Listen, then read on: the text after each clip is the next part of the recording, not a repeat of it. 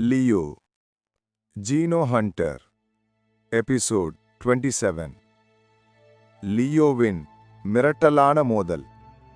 3 திசைகளிலிருந்தும் கண்ணை பார்த்த கழுகுகளை நோக்கி, சரி, இன்னைக்கு மோதி பார்த்திடலாம் வா என்றவன் தனது கைகளில் இருந்த வாளுக்கு தனது முழு சக்தி பலத்தையும் கொடுத்தான். திடீரென முன்னிருந்த கழுகு மேலிருந்து இவனை நோக்கி பாய்ந்தது.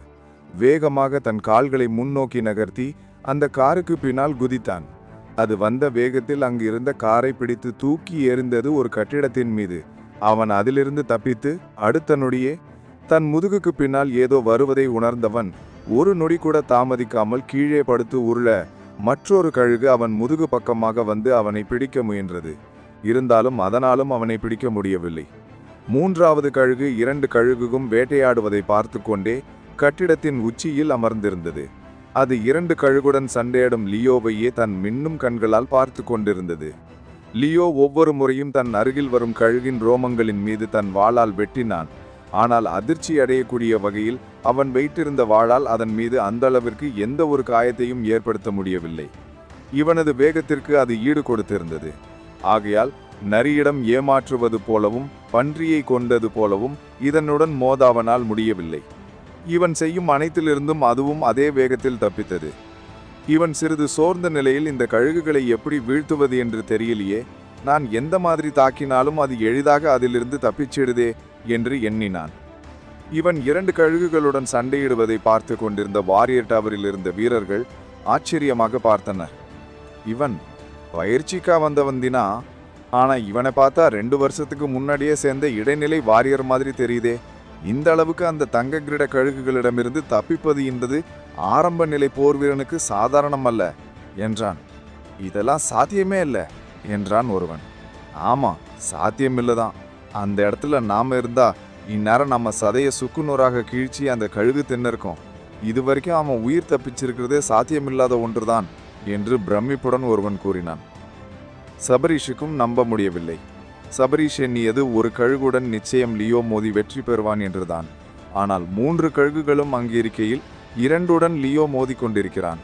இது தொடர்ந்தால் அவனால் சமாளிக்க முடியாது என்பதை புரிந்து கொண்ட சபரீஷ் அவனுக்கு உடனடியாக உதவ வேண்டும் என்று சபரீஷ் அங்கிருந்த கமாண்டிங் ஆஃபீஸருக்கு உத்தரவிட்டார். அவர்களும் சரி ஆசிரியரே என்று கூறி அங்கிருந்து வேகமாக லியோ இருக்கும் இடத்தை நோக்கி வர தொடங்கினர். என்னதான் லியோவின் பலம் 3800 இருந்தாலும் கழுகுகளின் வேகத்திற்கு அவனால் ஈடு கொடுக்க முடியவில்லை. சிறிது நேரத்திலேயே லியோவின் வேகத்தை 2 கழுகுகளும் சமன் செய்தது. லியோ ஒரு இடத்திலிருந்து மற்றொரு இடத்திற்கு தாக்குதலிலிருந்து தப்பிக்கும் அடுத்த நொடியே 2வது கழுகு லியோவின் மீது தன் நகங்களால் வந்து மோதியது. 2-3 முறை லியோ தூக்கி வீசப்பட்டான். சுவரிலும் வண்டிகளிலும் மோதி கீழே விழுந்தான். கிட்டத்தட்ட லியோ 20 நிமிடமாக அந்த கழுகுகளுடன் சண்டையிட்டும் அதன் தாக்குதலில் அடிபட்டும் அங்குமிங்கும் மோதி விழுந்து கொண்டிருந்தான். சிறிது நேரத்திலேயே லியோவின் மனதில், இதனை எதிர்த்து நின்னது தப்பா போச்சு. 3வதா இருந்த கழுகும் வந்திருந்தா இந்நேரம் செத்து இருப்பேன். என்ன செய்யறது என்று அவன் அந்த கழுகுகளிடம் அடி வாங்கி கொண்டே அதன் கால்கள் தன் மீது தீண்டாதவாறு தன் கத்தியால் தடுத்து கொண்டு யோசித்தான். அப்போது 3வது கழுகு மாடியில் நின்றபடி திடீரென தன் தலையை பின்புறம் திரும்பியது. அதன் காதுகளில் எதையோ கேட்டது போல் கண்கள் மின்ன சுற்றும் பார்த்து மீண்டும் வானத்தை நோக்கி ஒரு குரலை எழுப்பியது. அந்த குரல் வந்த திசையில் 2 கழுகுகளும் பார்த்தனர். லியோவும் பார்த்தான். எதற்காக இந்த ஒலி எழுப்புகிறது என்று அவன் யோசித்துக் கொண்டிருக்கும் அதே நேரம் மாபெரும் கட்டிடங்களின் இடுக்குகளிலிருந்து சில வீரர்கள் தங்களது துப்பாக்கியால் லியோவை தாக்கும் அந்த கழுகுகளை சுட்டுக்கொண்டே முன்னேறினர். அதை பார்த்த லியோ சிறிது ஆசுவாசப்படுத்தி அந்த கழுகுகளின் தாக்குதலை தனது கத்தியால் அவ்வப்போது வெட்டி கொண்டு தடுத்து கொண்டிருந்தான். அங்கிருந்த மூத்த கமாண்ட் ஆஃபீஸர், டர்ன் ஆன் பண்ணுங்க, உடனே அல்ட்ராசானிக் பேர்டு ஆன் பண்ணுங்க என்று கூறவும் ஒருவன் தன் முதுகில் இருந்த சத்தத்தை வெளியிடும் இயந்திரத்தை ஆன் செய்து பறவைகளின் பயந்த குரலை அதில் ஒளிரபடி செய்தான். அதை கேட்ட 2 கழுகுகளும் உடனே அந்த இடத்திலிருந்து வானத்தை நோக்கி பறந்தன. சரி, உடனே போய் அவரை கவர் பண்ணி அழிச்சிட்டு வாங்க, பாதுகாப்பா என்று கமாண்டர் கூறவும் சில பேர் லியோவிடமும் மற்றவர்கள் வானத்தில் இவர்களை வேட்டையாடும் கழுகுகளை சுட்டு கொண்டிருக்க திடீரென ஒரு பயங்கர சத்தம், ஆஹ் ஆஹ் ஆஹ், என்ன விட்டுடு, ஆ என்று சத்தம். அந்த கமாண்டிங் ஆஃபீஸர் மற்றும் மற்ற வீரர்கள் சத்தம் வந்த திசையை திரும்பி பார்க்க அந்த பேர்ட் அல்ட்ராசானிக் ஒலியை வெளியிட்ட நபரின் உடல் பாதியாக கீழே விழுந்தது. மீது பாதியை மூன்றாவதாக மேலே அமர்ந்திருந்த கழுகு மென்று கொண்டு தரையில் நின்னது. அதை பார்த்த அனைவருமே பயத்தில் உறைந்தனர். இது இது 2ஆம் கட்ட பரிணாம மிருகம், எல்லாரும் ஓடி ஒளிஞ்சுக்குங்க என்று கூறினான். அந்த கமாண்ட் ஆபீஸருக்கு நடப்பது என்னவென்றே தெரியவில்லை. இங்கு எப்படி கிங் லெவல்லையே 2ஆம் ரக பறவை வந்துச்சு? கிங் லெவல் முதல் பரிணாம கழுகு தானே இருக்குன்னு சொன்னாங்க என்று பயத்தில் தடுமாறிக்கொண்டே அந்த தங்க கழுகை சுட்டான். லியோ தன் வாயிலிருந்து இரத்தத்தை துப்பியவன் அந்த கழுகை உற்று பார்த்தான். அப்போதுதான் அது அதனுடைய இறக்கையை நன்றாக விரித்தது. இவர்கள் துப்பாக்கியிலிருந்து வரும் குண்டு அதன் மீது ஒன்று கூட காயத்தை ஏற்படுத்தவில்லை. ஆனால் அது தனது 2 இறக்கைகளும் பலமாக விரித்து இவர்களை நோக்கி ஒரு மாபெரும் சத்தத்தை விட்டது. கிட்டத்தட்ட அதனுடைய ஒரு பக்க இறக்கை நீளம் 40 அடி இருக்கும். இது இங்கு இருக்கும் அனைத்திற்கும் மூத்ததாக இருக்க வேண்டும். ஒருவேளை இது அந்த 2இன் தாயா இருக்குமோ? அப்படின்னா இங்கு எங்கேயோ அது கூட இருக்கணுமே பக்கத்திலேயே என்று அவன் யோசித்து கொண்டே எழுந்தான். இது எப்படி தடுப்பது, என்ன செய்வது என்று அவனுக்கு மீண்டும் பல கேள்விகள் மனதில் வந்தது. இவ்வளவு நேரம் அந்த கழுகு கீழே இறங்கி மற்ற 2 கழுகுகளோடு சேராததற்கு காரணம் அது இதனுடைய தாய். அது என்னை வைத்து அந்த 2ற்கும் வேட்டையை கற்றுக் கொடுத்து கொண்டிருக்கிறது என்று அங்கு நடக்கும் சூழ்நிலையை புரிந்து கொண்டான். லியோ தன் கண்களில் ஏதோ தன்னிச்சையாக தேடுவதை உணர்ந்தான். என்னானது என்று அவன் பறவையே உற்று பார்த்தான். இது முன்பு 12 மிருகங்களை வேட்டையாடும் போது இதே மாதிரியான மூளை செயல்பட்டது. இப்போதும் அது மாதிரி அவன் கண்கள் மின்ன அந்த கழுகையை ஸ்கேன் செய்வது போல அது ஆராய்ந்தது. அதன் உயரம், வேகம், அதன் இறக்கையின் அகலம், காலின் நீளம், காலின் நகம் என அனைத்தும் அவன் கண்களில் ஒரு நொடி தோன்றியது. எங்க பலவீனம் என்பது போல் அவன் அதன் உடல் அனைத்து பகுதியையும் ஸ்கேன் செய்வது போல் பார்த்ததான். கடைசியாக அதன் இறக்கையில் வலதுபுறத்தில் ஒரு மாபெரும் காயத்தை பார்த்தான். இந்த காயம், இதுதான் இதனுடைய பலவீனமா என்று. இது சோமன் சென்னை மீது பறந்ததற்காக தாக்கி விரட்டிய போது எழுந்த காயம். இது லியோவிற்கு தெரியாது.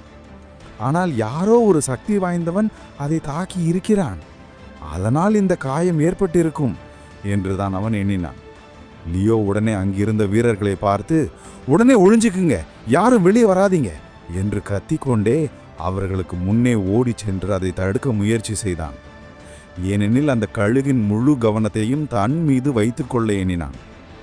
அதே நேரம் அந்த கமாண்ட் ஆபீசர் தனது துப்பாக்கியில் இருக்கும் சிறு அல்ட்ராசானிக் சவுண்டை வைத்து மிருகங்கள் தங்களிடம் வருவதிலிருந்து தப்பிக்க அதை பயன்படுத்தி கொண்டே ஒவ்வொருவரும் அங்கிருந்து தப்பித்து ஆங்காங்கே கட்டிடங்களுக்குள் ஓடி ஒளிந்தனர்.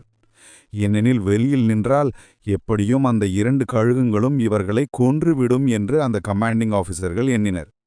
அந்த கழுகு திடீரென அது நின்ற இடத்திலிருந்து இறக்கையை விரித்து படுவேகத்தில் அந்த கமாண்ட் ஆபீசர் முதுகு அருகே வர, அப்போது வேகமாக ஓடி வந்த லியோ சரியாக அங்கு நின்ற காரின் மீது கால் வைத்து எம்பினான்.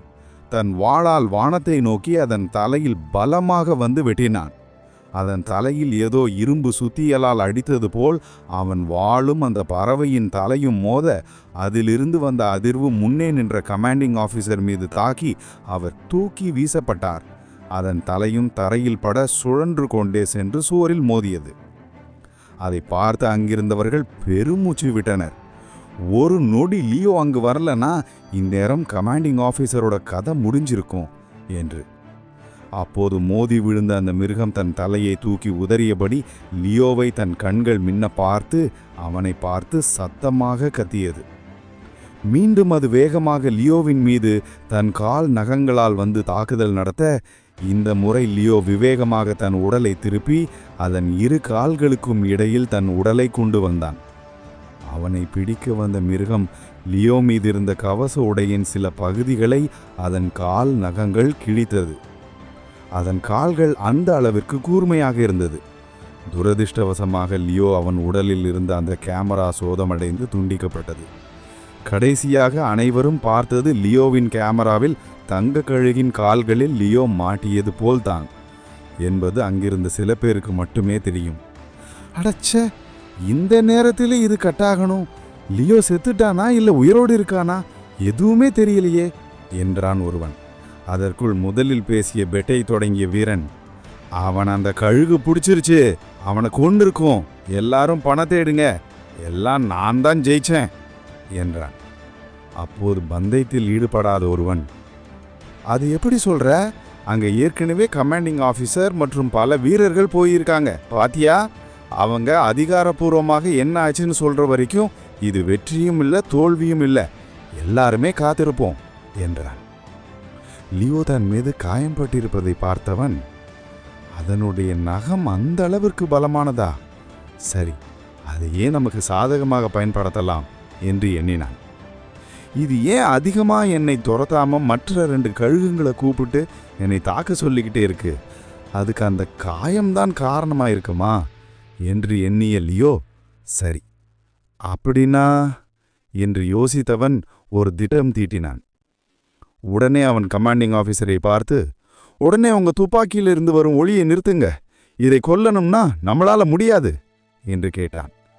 என்ன சொல்றீங்க? அந்த ஒளியை நாங்கள் குறைச்சிட்டா அந்த மேலே பறந்துட்டு இருக்கிற இந்த 2 கழுகுங்களும் கீழே வந்துடும். அது சாதாரண முதல் ரக கிங் லெவல் மான்ஸ்டர் தான். ஆனால் இது 2ஆம் ரகம், அதனால்தான் நம்மளுடைய ஒளி இதை தடுக்க முடியல. ஒருவேளை 3மே ஒன்று சேர்ந்தா உங்களை மட்டும் இல்லை எல்லாருமே எளிதாக கொன்னிடும் என்று கடுமையாக பேசினார். அவரை பார்த்து, 2 நிமிஷம் எல்லாருமே ஆஃப் பண்ணுங்க, அதுக்குள்ளே இந்த பிரச்சனை முடியலன்னா நீங்கள் மீண்டும் அதை ஆன் பண்ணி தப்பிச்சுக்கலாம் என்றான். உடனே அந்த கமாண்ட் ஆஃபீஸர், நிஜமாக தான் சொல்றியா? உன்னால் அதை வீழ்த்த முடியுமா என்று கேட்டார். என்கிட்ட ஒரு திட்டம் இருக்கு என்று லியோ கூற, அதை கேட்டு சிறிது யோசித்து அந்த கமாண்டிங் ஆஃபீஸர், லியோ ஒன்று மட்டும் ஞாபகம் வச்சுக்க, இது மட்டும் சரியாக நடக்கலைன்னா நம்ம எல்லாருமே இங்கே சாக வேண்டியதுதான் என்று கூறி லியோவின் தோள்பட்டையை தட்டியவர் அந்த மறைவான உடைந்த காரின் பகுதியில் இருந்து கட்டடத்திற்குள் வேகமாக ஓடினான். சிறிது நேரத்தில் அவன் அனைவருக்கும் தகவல் கொடுத்தான். மேடே மேடே, இது கமாண்டர், எல்லாரும் ஒரு 2 நிமிஷத்துக்கு அவங்க இருக்கிற இடத்துலயே பத்திரமா பாதுகாப்பா இருந்துக்கிட்டு அல்ட்ராசானிக் பேர்டை ஆஃப் பண்ணுங்க என்றார். சார், என்ன சொல்றீங்க? அதை ஆஃப் பண்ணிட்டா நம்மளை கொன்னுடுமே என்றான் ஒருவன். சொல்றத செய், 2 நிமிஷம் கரெக்டா ஆனப்புறம் ஆன் செய்யுங்க என்றான். இவர் என்ன இப்படி சொல்றாரு என்று எண்ணிக்கொண்டே வீரர்கள் அவர் சொன்னது போல் ஒரே நேரத்தில் அனைத்தையும் ஆஃப் செய்தனர். அப்போது வானத்தில் பறந்து கொண்டிருந்த 2 கழுகுகளின் பார்வையும் திடீரென கீழே பட்டது. அவைகள் வேகமாக லியோவை நோக்கி வந்தன. லியோவோ அது வருவதை நன்றாக பார்த்தவன் தன் வைத்திருந்த 2 கத்திகளை வரவழைத்தான். என்ன செய்ய போகிறான் என்று ஒளிந்து கொண்டே ஆபீசர் லியோவை பார்க்க, அந்த பறவைகள் வேகமாக தரையை நோக்கி வந்து லியோவை சுற்றி கொண்டு தரையை உரசி வந்தது. கிங் லெவல் 2இல் இருக்கும் அந்த பெரிய தங்க கழுகு பறவை நோக்கி ஓடினான் லியோ. அவன் தன்னிடம் வந்து சாக போகிறான் என்று எண்ணிக்கொண்டிருந்த அந்த தங்க கழுகு சற்றும் எதிர்பார்க்காத நேரத்தில் அந்த பெரிய தங்க கழுகின் பின்புறத்திலிருந்து 2 கத்திகள் லியோவை நோக்கி வந்தது. அதை பார்த்து அந்த கமாண்ட் ஆபீசர், என்ன செய்ய போறோம், எதுக்கு அந்த கத்தி அவனை தாக்குற மாதிரி வர வச்சிருக்கான் என்று ஒரு வினாடி அவர் மூச்சு விட முடியாமல் அவனை பார்த்தார். அந்த மிருகத்திற்கு லியோ என்ன செய்கிறான் என்று புரியவில்லை.